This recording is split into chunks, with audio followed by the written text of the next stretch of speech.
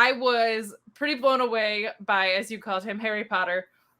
In this, I thought he was fantastic, man. Like, he did such a good job, and what an awesome actor. I feel like so many times, right, with child actors, we see it go a few ways. One, a tragic downfall.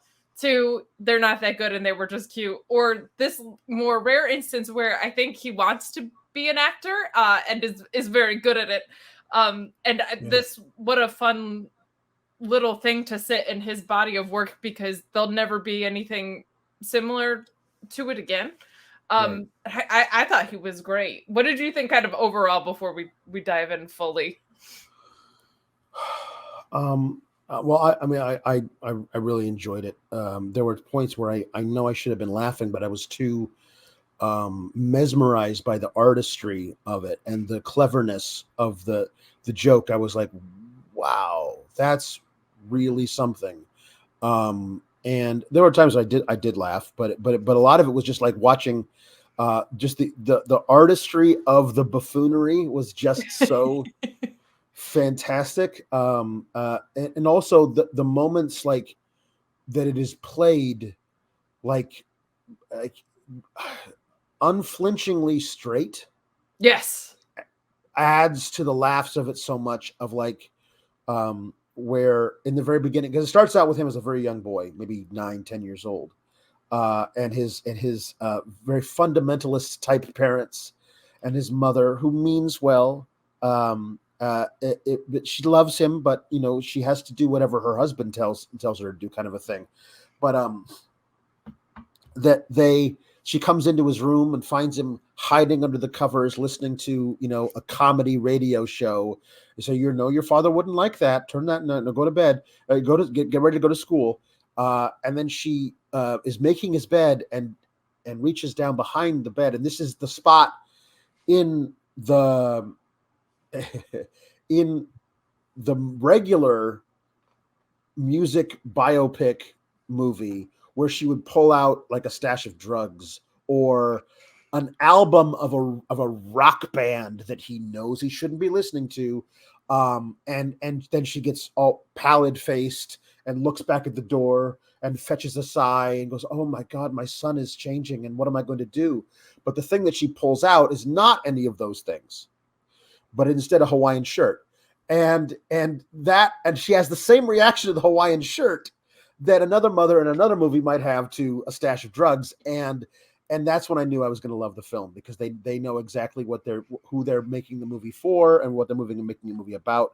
And it was really just really well, like his there's a running gag about how his dad works at the factory. Factory, yeah. My father worked at the factory, his father worked at the factory, and damn it, you're going to work at the factory because you're a Yankovic. What do you even make there, Dad? I don't even know what happens at the factory. And nobody ever finds out what they make there. Nobody ever finds out what they make. Nope. It is very, very fun. And those opening scenes are exactly what you just said. Like, and so much of this has been like, making like the accordion something that's really sexy. But there is a lot of Weird Al's parents saying like, just stop being who you are and doing the things that you love. Yes. Which is really, really fun. And we like just this whole notion. And again, I don't want to give like too much away, but like the idea that playing the accordion is like this sin, and you can kind of tell there's something in their past about the accordion. Like you can feel it in the acting performance, which is so great. Yes. And by the end of the film, we find out what that is for the father. It's very, very explicit. There's a long monologue. There's very interesting artistry of like, it's all done through illustrations. And I don't know why it wasn't obvious to me the whole movie, but it is perfect, and it absolutely encapsulates everything that it should be. And by the end of the film, it is the largest time jump that is not actually accurate that we have in the film, which I love a lot. But the whole thing, he keeps referring to the accordion as a squeeze box. Don't you bring that blasphemous squeeze box in my house. But the mother allows him to get an accordion, and he practices it in the closet quietly. But when he's a teenager, all of his friends invite him to a polka party. Like, I can't go to a polka party. My parents will flip. Like, it's a rock musician party in another movie.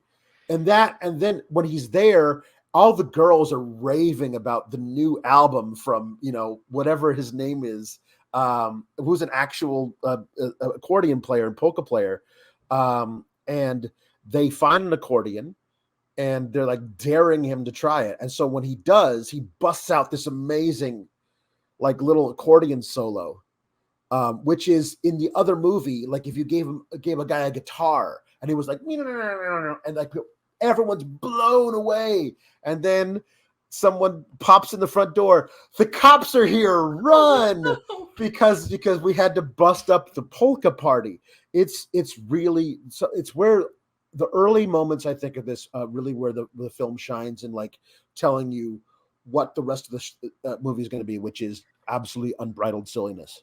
Yep, that's exactly what I have in my notes too, of just like, this scene was almost the perfect microcosm of the whole movie, because one, if you know Weird Al's discography, like, Polka Party was an album in there, which is just fun. So I love that they brought that to life. This trope of the forbidden nature of the accordion is so much fun, and they really hammer it home. He's got the classic getting dragged back into the house by the cops scene after this, and his parents are just so disappointed in him.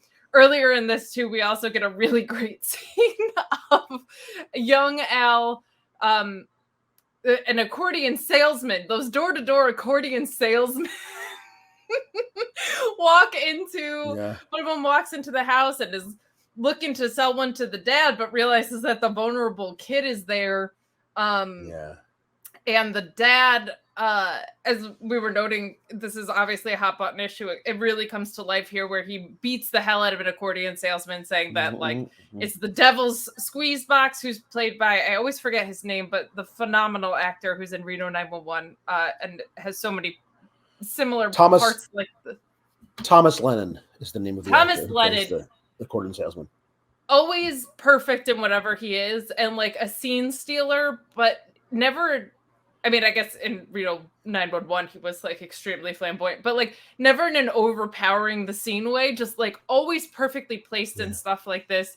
That was one of my favorite scenes in the movie, because the mom, to try and rectify the fact that her husband just assaulted this accordion salesman, offers to buy Al the accordion, but he also is laying there with a collapsed lung, and we could assume probably died. But I just loved that they even played into the origin story of how Al finally, after the accordion, this forbidden instrument in the house, is able to get his hands on one. It's because his dad beat the hell out of a door-to-door accordion salesman who they tried to buy off the accordion, to then him laying on the floor bloody, saying he has a collapsed lung and dying. RESPECT. Click the subscribe button and find out what it means to me. Nah, that doesn't have a ring to it. But if you like videos about real news stories that are funny, stupid, or weird, subscribe now.